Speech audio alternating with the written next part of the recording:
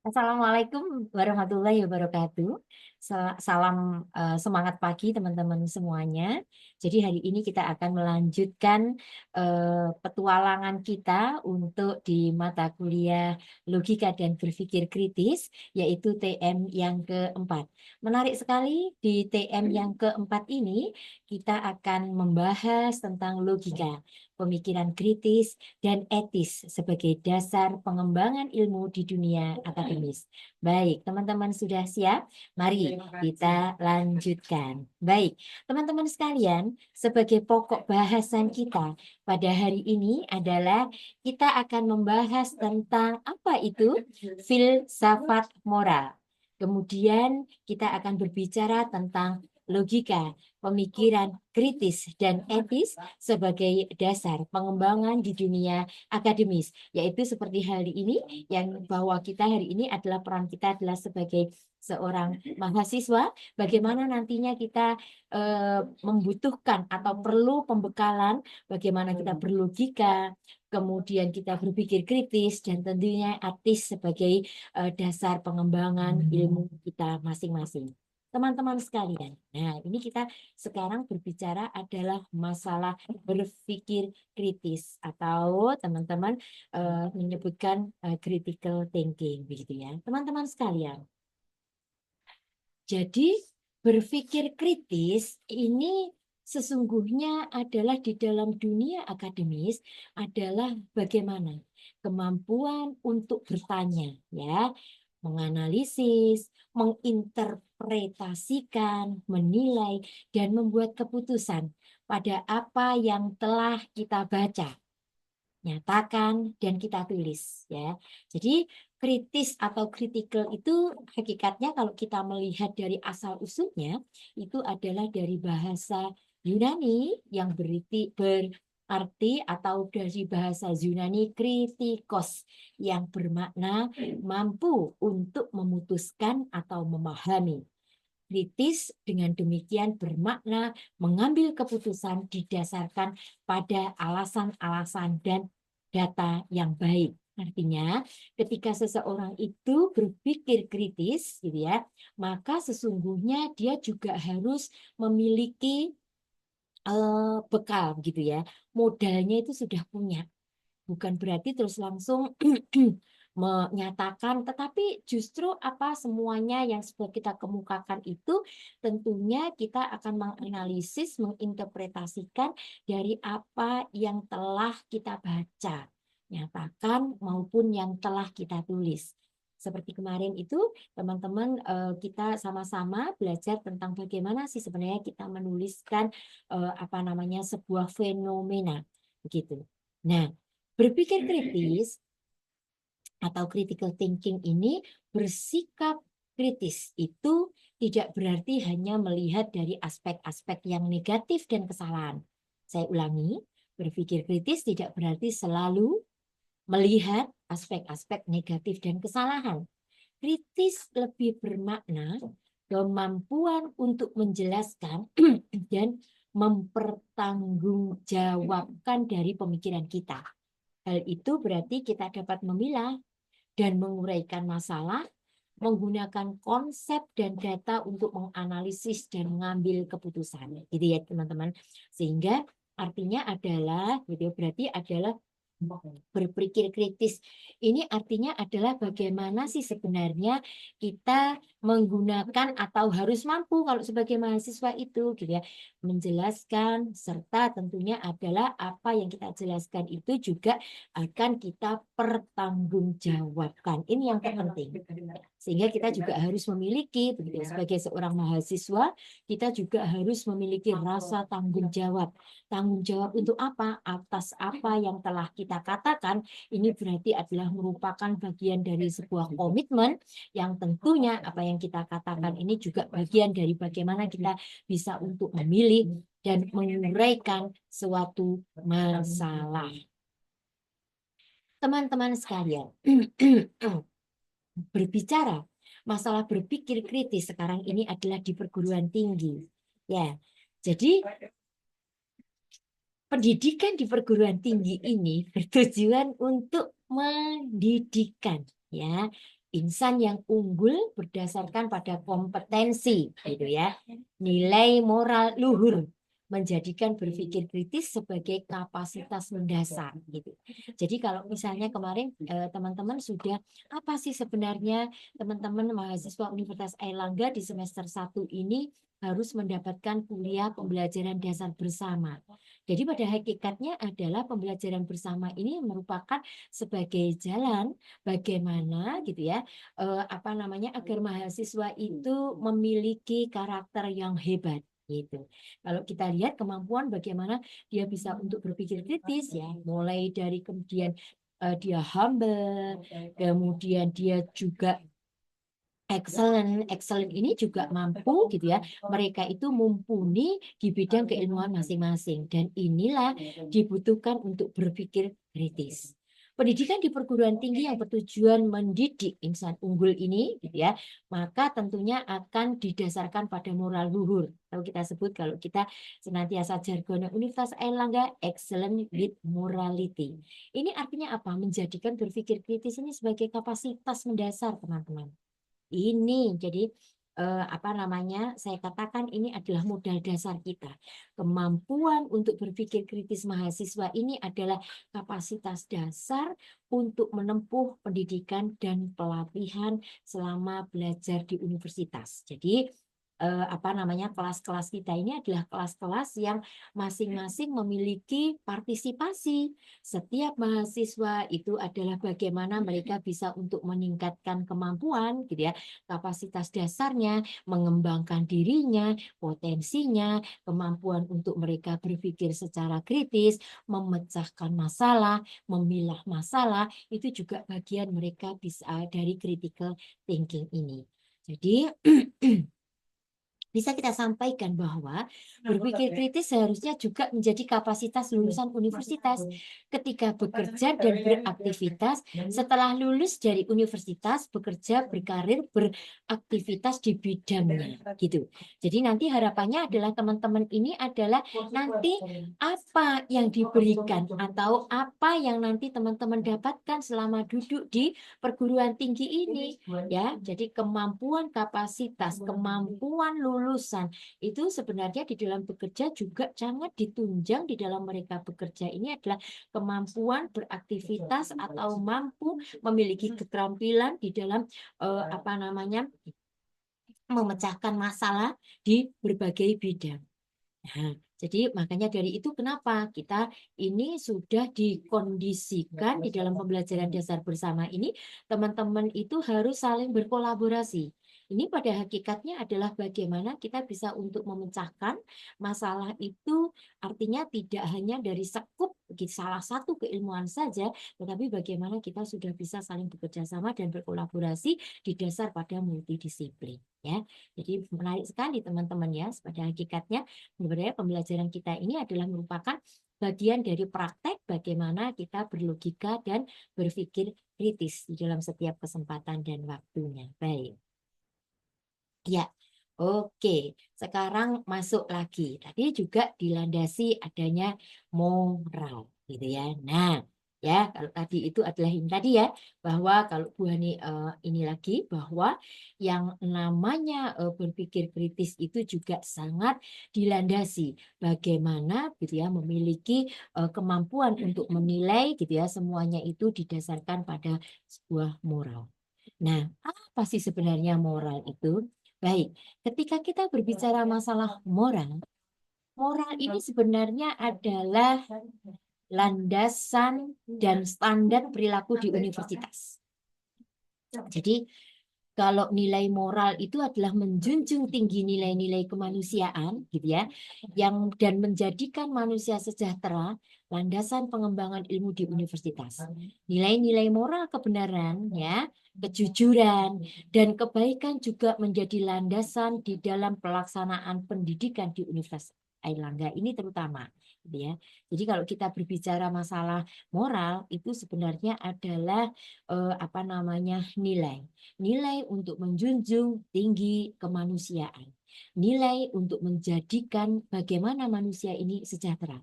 Hakikat kehidupan kita ini adalah interaksi. interaksi dengan semuanya, interaksi dengan manusia, interaksi dengan makhluk hidup yang lainnya, kan gitu. Jadi mahasiswa dengan demikian diharapkan dapat belajar menginternalisasi begitu ya nilai-nilai moral ini sebagai standar tertingginya selama belajar di universitas dan nantinya bekerja, berkarir dan beraktivitas sebagai lulusan. Jadi makanya kenapa ketika kita itu diharapkan bahwa nilai-nilai moral itu sebenarnya adalah terbentuk dari bagaimana kita itu adalah memiliki apa namanya sebagai insan Pancasila, di mana dalam insan Pancasila itu menuntut kita itu memiliki kemampuan melaksanakan hak dan kewajiban kita sebagai warga negara. Dan itu tentunya hak dan kewajiban sebagai warga negara memiliki salah satunya adalah hak di mana kita itu harus berketuhanan yang Maha Esa gitu.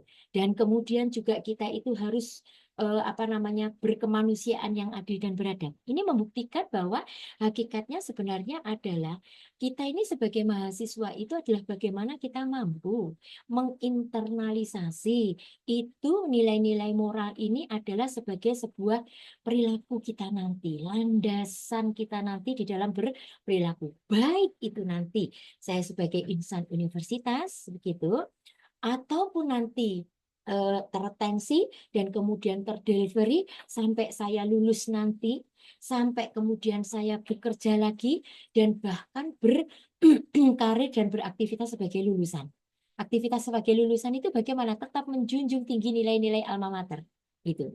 Bagaimana kita juga berkarir dan beraktivitas nantinya bekerja, saya tetap menjunjung tinggi nilai-nilai, kemampuan bagaimana saya mengembangkan diri didasarkan pada keilmuan saya. Kemampuan bagaimana keilmuan saya ini bagaimana bisa untuk bekerja sama dengan ilmu-ilmu yang lain. Jadi seperti itu. Ini teman-teman.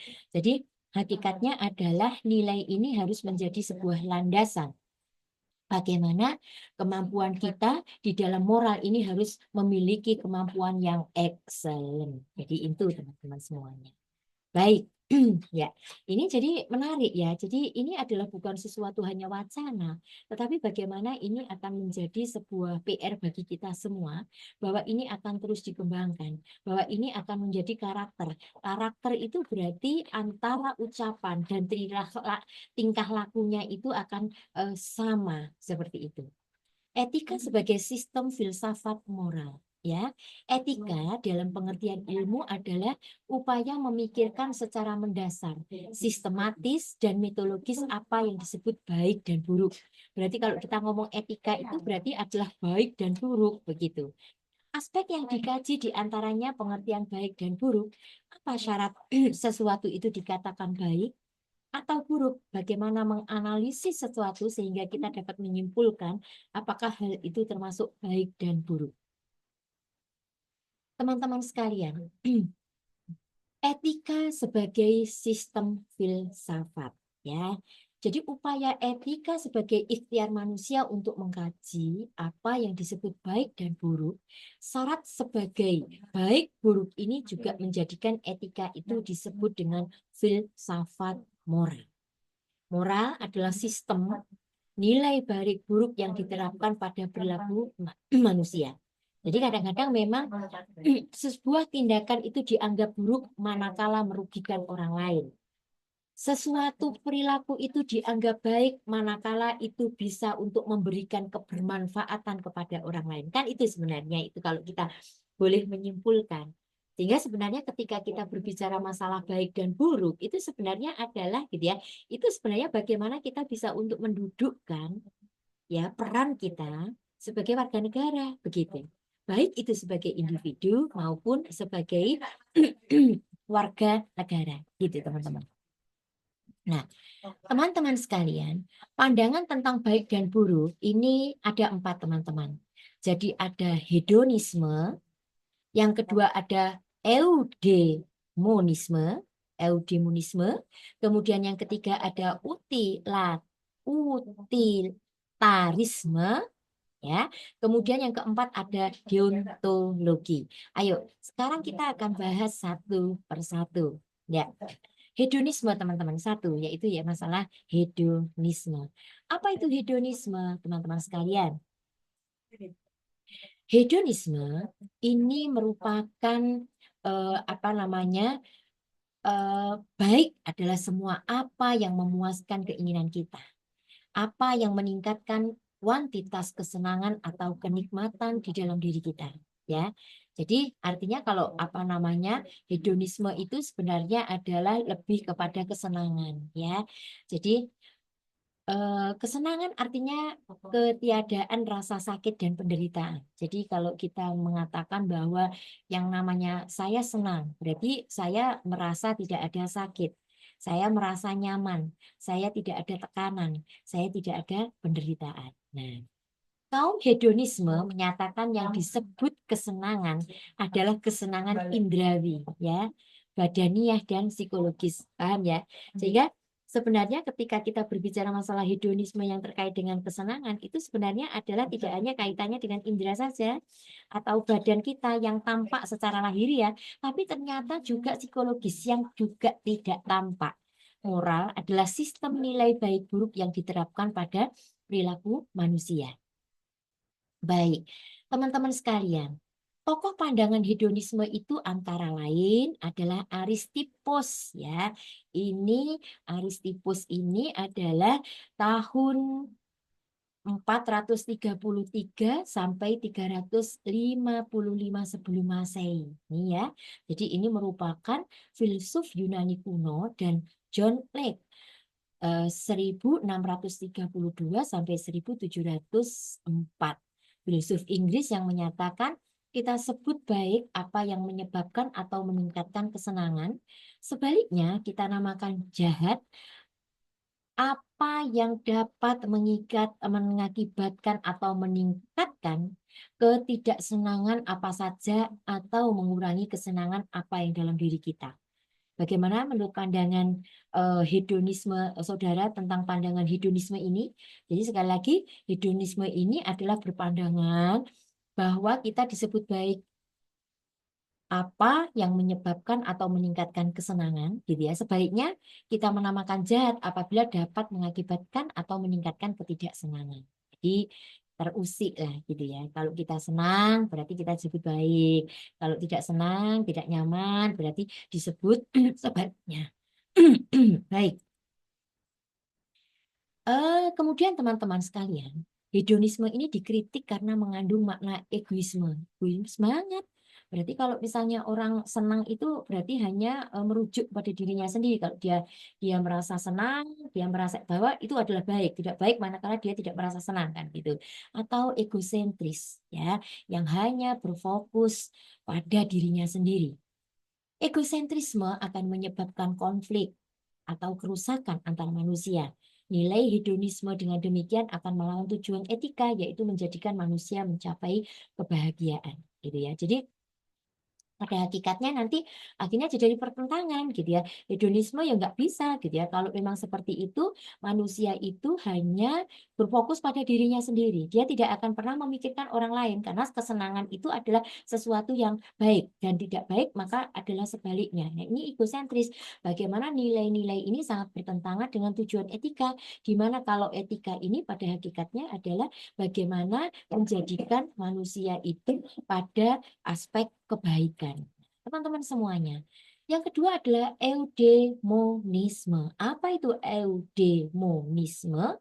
Baik, adalah jika kita sebagai manusia menjalankan sebaik-baik aktivitas didasarkan pada keunggulan kita sebagai manusia. Pandangan eudemonisme banyak dipengaruhi oleh Aristoteles, seorang filsuf Yunani kuno. Sehingga ini ya melihat bahwa ini ilmu ini berkembang.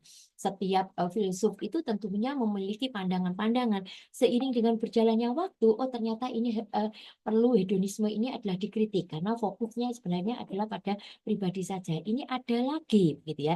Jadi apa namanya kita berbicara masalah eudemonisme, di mana sebenarnya dikatakan baik itu jika manusia itu adalah menjalankan sebaik-baiknya aktivitas. Nah, pengembangan dari eudaimonia, gitu ya, eudaimonia ini disebut adalah kebahagiaan ya. Pengembangannya sebenarnya dari Aristoteles. Jadi Aristoteles tahun 384 sampai 322 sebelum Masehi, semua orang akan setuju bahwa tujuan tertinggi atau makna terakhir hidup manusia adalah kebahagiaan. Ya, tujuan tertinggi dapat dicapai manusia karena memiliki akal budi atau rasio. Manusia mencapai kebahagiaan dengan melaksanakan kegiatan-kegiatan rasionalnya. Jadi artinya memang gitu ya, hakikat manusia ini adalah mencapai kebahagiaan. Oleh karena itu, ada dua keutamaan menurut Aristoteles, yaitu satu adalah keutamaan dari aspek intelektual, ya. Kemudian yang kedua adalah keutamaan dari aspek moral. Keutamaan moral adalah menjalankan pilihan-pilihan rasional dalam kehidupan sehari-hari. Oke, teman-teman sekalian, manusia adalah baik dalam arti moral jika selalu mengadakan pilihan-pilihan yang rasional dan tepat dalam perbuatan-perbuatan moralnya sesuai dengan keunggulan manusia sebagai makhluk sosial. Ya, oke. Jadi intinya manusia itu adalah baik dalam arti moral jika selalu mengadakan pilihan rasional yang tepat dan perbuatan-perbuatan moralnya sesuai dengan keunggulan manusia sebagai makhluk sosial.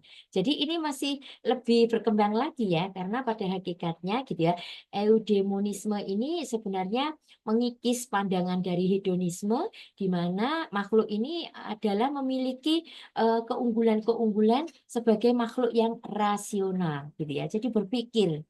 Pilihan-pilihan tentunya akan dipikirkan dulu dalam tepat sehingga dalam perbuatan-perbuatan moralnya sesuai dengan keunggulan manusia. Jadi masih apa namanya terus melihat dari berbagai segi atau berbagai unsur dari keunggulan dari manusia. Baik, teman-teman. Yang ketiga kita berbicara masalah utilitarisme. Utilitarisme. Apa itu utilitarisme?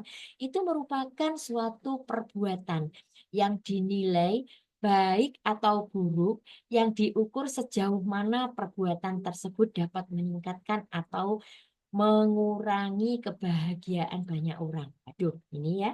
Jadi memang lebih lanjut, utilitarisme ini menekankan kebaikan ini adalah sebagai kebahagiaan yang tertinggi bagi banyak orang gitu. Jadi bagaimana sih sebenarnya? Jadi ternyata dinilai baik atau buruk itu parameternya adalah dilihat dari apakah perbuatan tersebut dapat meningkatkan atau mengurangi kebahagiaan orang. Ini sudah agak berkembang lagi begitu ya, dia memikirkan bagaimana gitu ya hak orang lain gitu ya. Jadi bagaimana hak lingkungan sekitarnya, apakah dari perbuatan saya ini itu bisa meningkatkan atau malah sebaliknya. Ini lebih lebih apa namanya ini berkembang lagi ya teman-teman ya. Jadi dari paham utilitarisme ini menarik untuk didiskusikan. Misalnya apa? Jika kebaikan itu diukur dari apakah perilaku itu mendatangkan kebahagiaan tertinggi, bagaimana jika seorang menganggap ia sudah bertindak atas prinsip moral, ya toh, misalnya ia sudah melakukan karena kebenaran, namun ia justru menerima dampak negatif. Nah, ini menarik ya. Coba, ayo kita pikirkan apa ini. Jadi kita itu merasa sudah melakukan kebenaran, tapi justru orang lain itu mempersepsikan negatif, ya kan? Jadi memang orang tidak bisa untuk kita paksa harus mengikuti apa yang ingin kita. Mungkin apa yang kita lakukan itu ternyata berbeda gitu ya, atau tidak sama dengan keinginan oleh orang lain. Ini. Kemudian bagaimana jika utilitarisme ini menjadi individu mengejar kebahagiaan tertinggi bagi dirinya namun belum tentu membawa kebahagiaan orang lain? Bagaimana memastikan bahwa kebahagiaan akan diterima oleh sebanyak mungkin individu? Jadi ini ya, jadi paham-paham ini apa namanya, bagaimana utilitarisme ini menjadikan individu itu mengejar kebahagiaan yang tertinggi, tetapi ternyata gitu ya, mereka belum tentu bahwa kebahagiaan itu mendatangkan kebahagiaan bagi orang lain. Ini nanti juga berkembang lagi pada akhirnya gitu ya. Artinya dari awalnya yang memang itu hanya kita itu melihat individu itu sebagai sosok yang satu, tidak kesenangannya itu hanya dimunculkan dari individu itu egosentris. Sekarang ini sudah berkembang bagaimana memikirkan bahwa tindakan yang kita lakukan ini apakah gitu ya selalu bisa mendatangkan kebahagiaan bagi orang lain. Nah, ini merupakan kita bisa untuk berlogika ya di sininya gitu. Kita bisa juga memikirkan gitu ya, apa ya kira-kira dari tindakan-tindakan saya itu yang menurut saya ini benar, tetapi tidak menurut orang lain. Nah, ini sah saja atau tidak? Nah, sehingga ini nanti pada akhirnya gitu ya boleh. Maka perkembangan itu sangat ditentukan oleh bagaimana kita juga melihat bagaimana orang lain itu apa namanya persepsi. Kemudian deontologi teman-teman sekalian, ini yang keempat. Jadi pandangan deontologi ini memandang baik buruknya perilaku ini ditentukan apakah perilaku itu secara intrinsik bernilai benar atau salah. Benar, salah, atau baik, buruk, perilaku tidak dinilai karena konsekuensi atau dampak yang ditimbulkan oleh perilaku tersebut. Dengan demikian, dalam pandangan deontologi, jika individu tersebut meyakini bahwa perilaku itu benar-benar, maka perilaku tersebut harus dilakukan dengan demikian halnya adalah kebaikan, gitu ya. Jadi ini apa namanya? Kita melihat bahwa dari ontologi tadi itu berkembang lagi, gitu ya. Oke. Kita akan melihat bagaimana sih sebenarnya deontologi ini adalah dikembangkan dari para filsuf. Jadi pengembangannya itu sebenarnya kalau deontologi ini dari filsuf Jerman gitu. Kemudian Immanuel Kant ya, seringkali kita dengar itu. Deontologi itu oleh karena menganggap perilaku seseorang dinilai didasarkan pada dampak yang timbul atau dirasakan, ya kan? Jadi benar atau salah, bernilai atau tidak, itu ternyata didasarkan pada dampaknya teman-teman, atau yang dirasakan. Immanuel Kant 1724 sampai 1804, seorang filsuf dari Jerman adalah satu yang mengusulkan pandangan deontologi. Kan menyatakan bahwa perilaku jika dianggap benar, maka harus dilakukan dengan demikian akan menjadi kebaikan. Kan menyebutkan ada dua kategori nilai moral yaitu imperatif kategoris dan imperatif hipotesis. Ya. Jadi itu ya. Maka kalau itu benar, maka harus dilakukan. Dengan demikian akan menjadi kebaikan. Kalau kita diam saja berarti tidak bisa dirasakan. Jadi intinya sebenarnya adalah bagaimana moral ini adalah pandangan ya, baik buruk, bermanfaat tidak bermanfaat kan begitu ya. Oleh karena itu jikalau itu adalah pasti adalah kebaikan, maka pandangan itu harus kita lakukan sehingga bisa akan menjadi sebuah kebaikan. Baik, teman-teman sekalian. Di antara dari yang dikembangkan dari dua moral tadi itu, dari deontologi yang dikembangkan oleh Kant, kita menyebut dengan imperatif kategoris dan imperatif hipotesis. Mari kita bahas satu persatu. Kalau imperatif kategoris ini berarti jika suatu perilaku ini dianggap benar, maka perilaku tersebut harus dilakukan. Ya kalau benar ya harus dilakukan kan gitu. Ini sangat pas gitu ya. Tanpa memerlukan alasan yang lain. Yes, tidak usah karena itu adalah kebenaran, maka lakukanlah gitu. Contoh dari imperatif kategoris ini adalah jika kita berkata jujur adalah perilaku yang benar, maka itu harus dilakukan tanpa perlu alasan tambahan. Ya. Orang jujur itu kan nggak ada tapinya begitu ya. Yo ojo jujur kalau gitu ya nggak mungkin gitu ya. Jadi berkata jujur ini adalah sesuatu yang benar, maka itu harus dilakukan gitu. Jadi tidak ada tambahan, tidak ada syaratnya, tidak ada tapinya. Kalau itu kategoris ya, sekarang imperatif hipotesis apa itu? Jadi berarti bahwa perilaku ini harus dilakukan karena perilaku tersebut dibutuhkan, ya, agar tujuan yang bersifatnya lebih tinggi yang ditetapkan individu dapat tercapai. Contohnya imperatif hipotesis adalah kebahagiaan yang hakiki hanya dapat terwujud jika individu itu bertindak adil. Maka bertindak adil termasuk dalam kategori imperatif hipotesis. Ya, jadi seperti itu. Sesuatu orang kalau bertindak adil, Orang kalau berbuat baik kepada orang lain, maka pada hakikatnya dia akan merasakan kebahagiaan yang hakiki, gitu ya. Yang ini sesungguhnya akan terwujud, gitu ya, manakala orang itu bertindak di dalam kategori bahwa itu adalah semuanya adalah kebaikan. Maka itu hakikatnya. Jadi ini sudah pas sekali. Jadi apa namanya imperatif dari hipotesis. Baik. Teman-teman semuanya, ini ya, jadi kita mengenal tadi gitu ya, dari berbagai macam bagaimana ternyata adalah berpikir kritis, moral gitu ya. Ini menjadi satu kesatuan yang memang kita tidak bisa dipisahkan. Berpikir kritis tok gitu ya, tapi apa namanya meninggalkan moral-moral itu juga tidak pas. Sebagai insan akademi, kita harus belajar terus, kita kembangkan terus, dan pada akhirnya kita akan memiliki ilmu-ilmu yang excellent ya. Kita mampu, kita mumpuni di bidang ilmu kita masing-masing. Dan tidak hanya mumpuni di bidang ilmu masing-masing, tetapi bisa memberikan kebaikan. Bagaimana cara memberikan kebaikan itu? Manakala kita bisa untuk melakukan, manakala kita bisa untuk mengimplementasikan kebaikan-kebaikan dan pada akhirnya bisa berdampak kepada kebahagiaan orang lain. Ternyata tidak juga berdampak pada kebaikan orang lain, gitu ya. Hipotesis mengatakan bahwa kebahagiaan itu juga akan berdampak pada diri kita sendiri. Saya kira itu, teman-teman semuanya. Baik, ini adalah akhir dari perkuliahan kita, bahasan kita tentang etika, moral, serta berpikir kritis. Semoga teman-teman kita akan terus bisa untuk meningkatkan kemampuan kita. Tidak hanya mampu, tapi juga terampil di dalam berpikir kritis.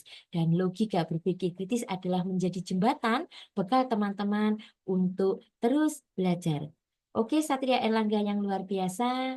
Luar biasa hari ini, terus semangat, terus menjadi pembelajar sejati. Semoga kita terus menjadi insan-insan Satria Erlangga yang hebat, luar biasa.